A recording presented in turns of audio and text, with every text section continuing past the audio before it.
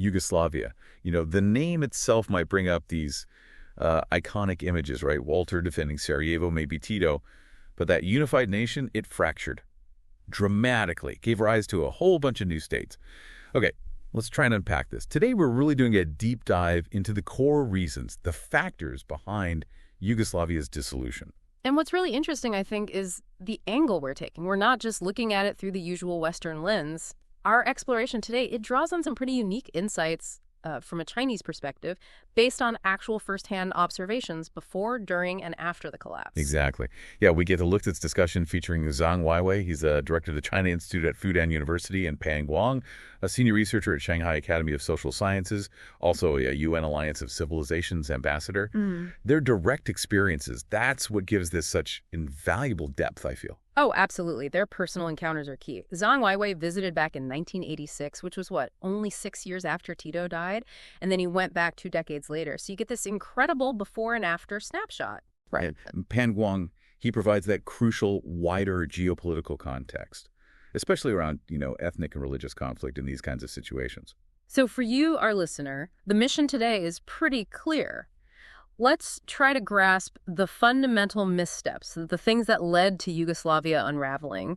We'll pull out some potential lessons, maybe relevant for other places, China included, but stick to the facts, the insights. We're not getting bogged down in taking sides. The goal is just to illuminate, not overwhelm. Which I suppose brings up the first question. Even when things looked relatively prosperous, say mid-80s Yugoslavia, were there already signs, little indicators of the instability to come? Well, Zhang Weiwei talks about his first impressions in '86. It was quite striking for him. He'd just come from Romania, and China back then was still, very much developing. He was genuinely taken aback by Yugoslavia's infrastructure. Highways, cars on the road, housing seemed pretty spacious. The contrast was significant. But even then, beneath the surface, there were already those whispers of economic trouble, right? High inflation was already a thing. Yeah, it was. And the political structure itself was, very decentralized. The central government in Belgrade, pretty limited power, mostly just foreign policy, defense. Exactly. And that void left when Tito died in 1980, that was just critical. The system they had afterwards, that collective rotating presidency, it just couldn't provide that strong central leadership you needed to keep all those diverse republics pulling in the same direction. They started acting more and more independently. Pretty much, yeah. And this is where it gets really interesting. Looking back at Tito's own economic strategies over the long haul, this attempt to make sure all the republics developed equally, the intention might have been good, but it kind of led to these, inefficient political factories. Right, instead of building a truly integrated, efficient national market. Yeah, the key insight there seems to be the danger of putting political goals like equalization ahead of organic economic integration. You need real market links, not just sort of artificially created dependencies for a strong nation. And if you compare that, contrast it with China's approach around the same time, Deng Xiaoping's focus was different. It was this dual strategy, opening up internally and externally, developing both the domestic market and international markets together. That built a much more resilient foundation. The core idea being that a strong internal market gives you the stability, the leverage you need to engage globally. You see that reflected in China's dual circulation idea today. Absolutely. That concept, the strong, unified internal market as the bedrock, that's crucial. It provides that stability, that platform. Okay, let's shift gears a bit. Beyond the economics and politics, what about the social side, the cultural vibe in Yugoslavia back then? Zhang Weiwei remembers Belgrade being very welcoming. He mentions this specific dinner at a place called Grass Hat. Lots of patriotic songs, apparently, and even one specifically welcoming foreign friends. Oh, interesting. And then when he went to Slovenia, which was the wealthiest republic at the time, he was really struck by the strong Yugoslav identity he encountered. He mentions a hotel receptionist expressing this quite forcefully. Seems like it was the result of years of political education. Yeah, but what's fascinating is how brittle that identity turned out to be. You have this seemingly strong Yugoslav feeling, but then confronted with rising nationalism, it just seemed to crumble. It really makes you wonder about the true depth of it, doesn't it? I read that a Serbian official later reflected on that, said under Tito, that identity was powerful, and maybe, just maybe, they missed a chance to join the European community as one unified country. The what ifs. Always tempting. But the reality was that economic crisis that was brewing, it hit hard. And that really started eroding the unity that was left. Right. The downturn kicks in, inflation goes through the roof. What was it, 200%? Astronomical, yeah. So living standards plummet, and then you get widespread strikes starting around 1988. And Markovich, the prime minister who took over after Mikulik, he had a pretty sharp analysis of where things went wrong economically. He argued they basically misunderstood things, equated any market economy with pure capitalism. Okay. And this dominance of a contract economy where deals were based more on political connections than actual market forces, it created a really fragile, inefficient system. Political clout mattered more than supply and demand. So the connections weren't really organic, market-driven, more administrative almost, making them really vulnerable. Exactly, vulnerable to shocks. And then you have to layer on top of that the external factors, the whole shifting ideology of the late 20th century. Right, the push for democratization, liberalization, privatization, heavily promoted by the U.S. at the time. That must have had a huge impact. Oh, absolutely. Western ideas really took hold among intellectuals and even more broadly in society. This belief grew that just adopting Western systems, politically and economically, would somehow magically fix everything. Which led to that explosion of political parties, right? You mentioned over 200. In a country the size of Shanghai. Incredible proliferation, yeah. Happened right after they formally adopted a multi-party system in 1990. And predictably, maybe, the parties that gained the most traction were often the ones using nationalist slogans. Slovenia for Slovenians, things like that. Just pouring fuel on the fire. Which leads us down that tragic path. 1991, Slovenia declares independence. Others follow suit pretty quickly. And then the Yugoslav wars break out. Just devastating brutality. The human cost is just mind-boggling. At least 250,000 people killed. Yeah. Mass displacement, the biggest humanitarian crisis in Europe since World War II. It's incredibly sobering. Fast forward 20 years, 2006, Zheng Weiwei goes back to Belgrade. And the contrast he sees with China's development over that same period is just stark. Really hit him. He describes seeing buildings still in ruins, just standing there as these painful reminders of the war. Even going back to that restaurant, the Three Hats, the owner remembered the earlier visit, lamented how things were better under Tito. A sense of loss. Yeah, and he mentions bumping into a Serbian businessman in a hotel, and the guy just highlighted the different paths Serbians constantly needing new passports as borders changed, while Shanghai was changing so fast you needed new maps every 6 months. Wow. And then Montenegro becomes independent too, just another sign of that ongoing fragmentation. His travels also took him to Bosnia and Herzegovina, Sarajevo. The scars of war there, very visible, very powerful. And meeting people like Nina, a waitress there, hearing her story, losing family in the Bosnian War, it just brings that immense human cost right down to a personal level. So incredibly sad. And those souvenirs he mentioned, made from bullets, shell casings, but inscribed with the words like peace, happiness, love. Such a jarring image, isn't it? Underscores those basic human desires that conflict just tramples over. An academic he met in Bosnia made a really sharp point: how easily ethnic and religious emotions can be manipulated, whipped up to the point of irrational, horrific violence. And that resonates with what was seen in Kosovo, too, right? Yeah, definitely. He spoke to a TV official in Kosovo who was just heartbroken about how friendships between different ethnic groups had completely broken down, schools segregated, the sheer loss of life, making any real reconciliation seem almost impossible, just deep, deep scars. And from the Serbian perspective, there's this strong narrative about external interference. Yeah, they point to the Kosovo Liberation Army, the KLA, saying the U.S. initially called them terrorists, but then later supported them. It feeds this view that international politics is just driven by cold self-interest. Moving over to North Macedonia, the picture wasn't much brighter, was it? No. He talks to a writer there who felt political integrity had just plummeted since Tito's time. Ongoing tensions between Macedonians and Albanians, real fears the country could break apart even further. The Balkans as this Pandora's box of nationalism. It seemed apt. So given all that history, that fragmentation, conflict, the big question is, why is China's situation seen as different?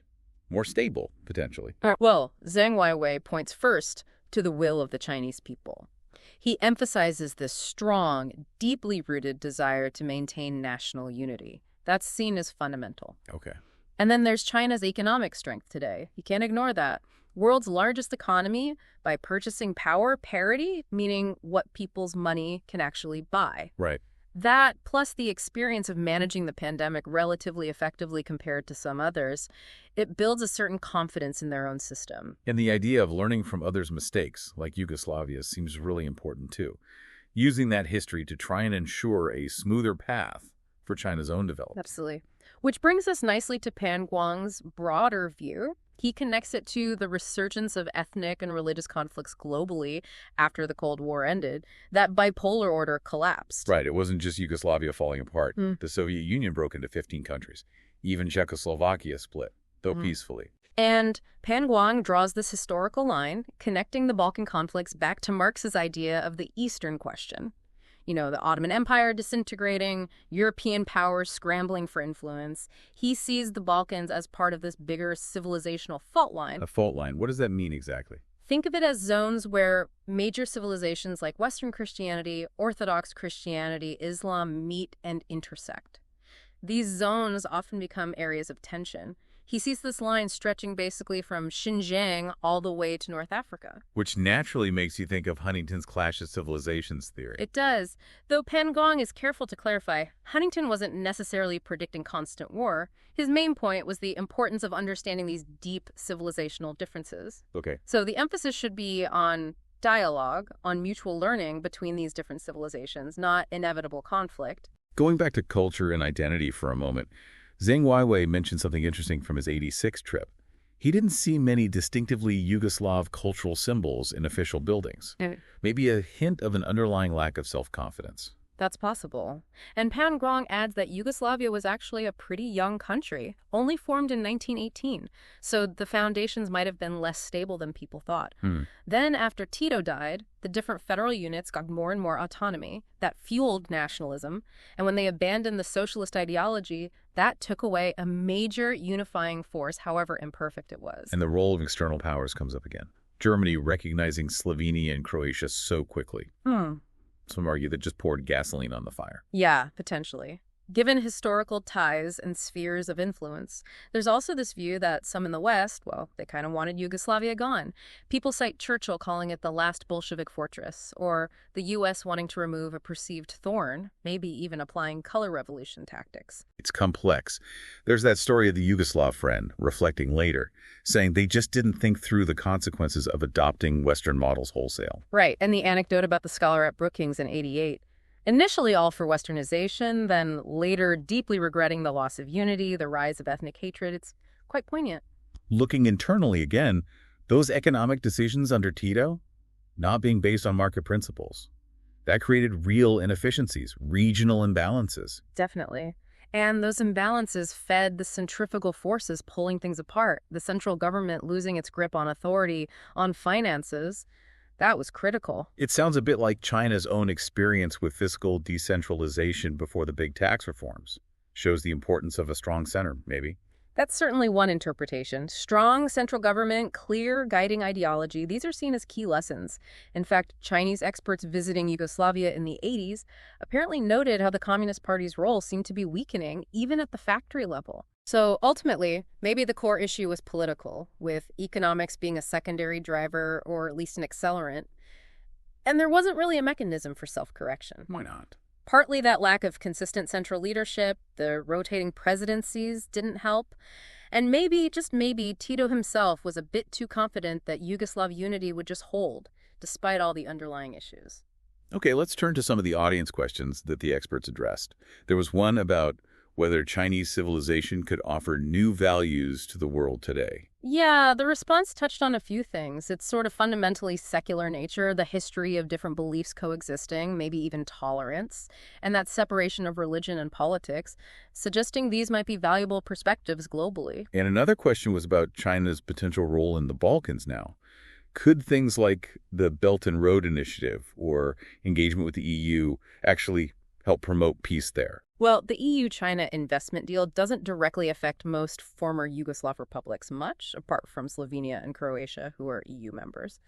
But China's 16+1 mechanism, that platform for engaging with Central and Eastern Europe, that is seen as positive engagement, including in the Balkans. Are there examples? Sure. Successful Chinese investments in Serbia, like the Smederevo steel mill, big infrastructure projects like the Belgrade-Budapest high-speed rail link. Right. And Chinese companies getting involved in ports, too, like Piraeus in Greece. That helps the Belt and Road reach into Europe. Exactly. And generally, despite some hesitations from the EU, maybe some pressure from the US, many of the 16+1 countries seem pretty positive about these initiatives. The hope, I suppose, is that economic cooperation might slowly help improve relations in that historically fractured region. Okay, one last question area. This idea of the third wave of democratization. What was its impact on Yugoslavia and the Soviet Union, and how did China navigate that period? Right, Huntington's concept again, that wave starting mid-70s. The key point made was that China also went through reform and opening up during that time, but crucially, it kept to its own path, its own political system. It didn't follow the same route as the Soviet Union or Yugoslavia. Exactly. It avoided some of those pitfalls. And there's an argument now that maybe that third wave has kind of run its course. Some point to the 2008 financial crisis, the rise of China's model as factors. Interesting. They also touched on shock therapy in Russia. Yeah, briefly. The negative consequences of rapidly privatizing state assets, often selling them off cheap. Contrasting that with Putin's later moves to bring key industries back under more state control. But the overall message seemed to be one of confidence in China's approach, while still being open to discussing, debating these different models and viewpoints. Absolutely. Confidence, but also acknowledging complexity. So when you pull it all together, this deep dive, looking through the eyes of these Chinese observers, it really hammers home how critical it is for nations to navigate those big historical moments carefully. Yugoslavia is just such a stark, tragic lesson in what happens when things go wrong. The loss of life, the displacement, the whole country just disintegrating. It's profound. And our goal today was really to give you, our listener, a clearer, more nuanced understanding of all those tangled factors behind the collapse. And maybe to think about how those lessons might apply elsewhere to other nations facing their own challenges. Hopefully it helps you think critically about leadership, about national systems. Yeah, it really makes you think about that balance, doesn't it? How do nations stay stable, keep their direction when facing all these pressures, internal and external? History gives us lessons for sure, but the future, well, that's always up for discussion, always open to debate. And hearing different perspectives is just so vital. Our huge thanks to Zhang Weiwei and Pen Guang for sharing their really valuable insights and experiences. And thank you, our listener, for joining us for this important deep dive. Yeah, thank you for tuning in. We'd love to hear your thoughts, so please do connect with us on our social media channels. Keep the conversation going. Until next time. Goodbye for now.